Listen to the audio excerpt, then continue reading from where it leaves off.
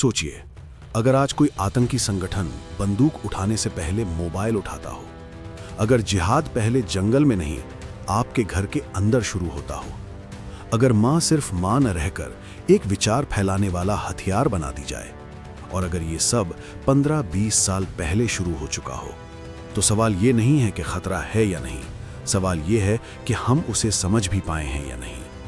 आज की ये कहानी किसी आम आतंकी संगठन की नहीं है, ये कहानी है जैश-ए-मोहम्मद की।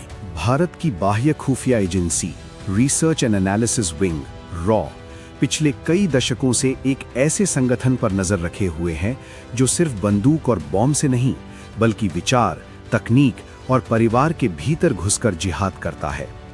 इस संगठन का नाम है जैश-ए-मोहम्मद। ये सिर्फ एक आतंकवादी संगठन नहीं है, ये एक पूरी की पूरी विचारात्मक फैक्ट्री है।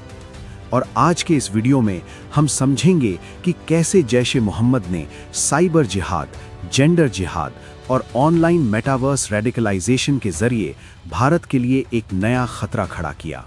इस कहानी की शुरुआत होती है अफगानिस्तान से, जब शीत युद्ध के दौर में अमेरिका ने अफगानिस्तान में ग्लोबल जिहाद का एक मॉडल खड़ा किया। उसी मॉडल को पाकिस्तान ने 1990 के दशक में कश्मीर घाटी में कॉपी पेस्ट किया। इस जिहादी इंफ्रास्ट्रक्चर के दो मुख्य स्तंभ थे। पहला, मदरसे, जहां वैचारिक ब्रेन वॉश किया जाता था।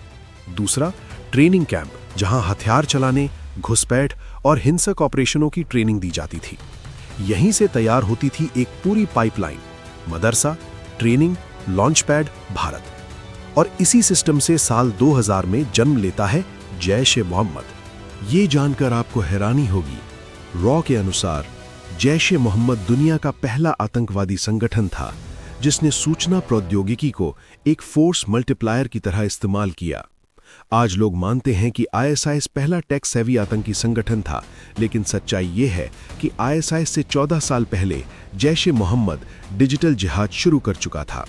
2002 में उसने साप्ताहिक ऑनलाइन पत्रिका शुरू की, अल कलम और फिर ज़र्ब-ए-मोमिन। ये पत्रिकाएं सिर्फ पीडीएफ फॉर्म में ऑनलाइन दी जाती थी। यहीं से जन्म हुआ साइबर एक्सट्रीमिज्म का।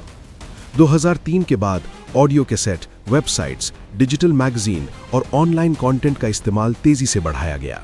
लेकिन जैश-ए-मोहम्मद यही नहीं रुका। 2004 में उसने एक और खतरनाक प्रयोग किया, जेंडर जिहाद। इसका नाम था खातून-ए-इस्लाम। ये महिलाओं के छोटे छोटे इनफॉर्मल स्टडी सर्कल थे। कुछ महिलाएं किसी घर में बैठती थीं, सामान्य बातचीत से शुरुआत होती थी और धीरे धीरे विचारधारात्मक इंडोक्ट्रिनेशन। उद्देश्य सिर्फ एक था, हर घर से एक जिहादी तैयार करना। माँ को आइडिया स्प्रेडर के रूप में इस्तेमाल किया गया। बच्चों में बचपन से ही जिहादी निष्ठा डाली गई। यही मॉडल 2025 में आकर जमातुल मोमिनात में बदल जाता है। ये जैश-ए-मोहम्मद की एक संगठित महिला ब्रिगेड है। ये ब्रिगेड परिवारों से जुड़ती है, सामाजिक मुद्दों पर बात करती है और फिर भारत विरोधी प्रचार घुसा देती है। एक बेरोजगार और अस्थिर समाज में आतंकी तैयार करना इसके बाद मुश्किल नहीं रहता। कोविड-19 के दौरान जब पाकिस्तान का फिजिकल जिहादी ढांचा टूट गया, तब जैश-ए-मोहम्मद ने ऑनलाइन जिहाद को कई गुना बढ़ा दिया। यूट्यूब पर लाइव खुतबे, जूम पर फतवे, चैट ग्रुप्स, डिजिटल क्लासरूम, यहाँ तक कि एक तरह का जिहादी मेटावर्स तैयार किया गया। चीन की मदद से लो कॉस्ट डिजिटल एप्स बनाए गए। इनके जरिए तुफतुल मोमिनात नाम का ऑनलाइन कोर्स बेचा जाने लगा। भारत में 150 रुपए, पाकिस्तान में 500 रुपए। इसे आध्यात्मिक यात्रा कहा गया, लेकिन असल में ये डिजिटल रेडिकलाइजेशन पैकेज था। जब भारत ने ऑपरेशन सिंदूर के दौरान जैश-ए-मोहम्मद के लॉन्च पैड तबाह किए, तो संगठन ने तुरंत ऑनलाइन मॉडल पर शिफ्ट कर लिया। महिला विंग को दोबारा सक्रिय किया गया और हाल ही में डॉक्टर शहीना शहीद की गिरफ्तारी इस बात का सबूत है कि अब ये नेटवर्क भारत के शहरी व्हाइट कॉलर समाज तक पहुंचने की कोशिश कर रहा था। आज जैश-ए-मोहम्मद सिर्फ सीमा पार से हमला नहीं करता, ये विचारों से लड़ता है, परिवारों में घुसता है, ऑनलाइन जहर फैलाता है। और यही वजह है कि रॉ और इंटेलिजेंस ब्यूरो हर स्तर पर इस संगठन पर कड़ी नजर रखे हुए हैं, क्योंकि आज की जंग सिर्फ बंदूक की नहीं है, ये जंग विचारों की है।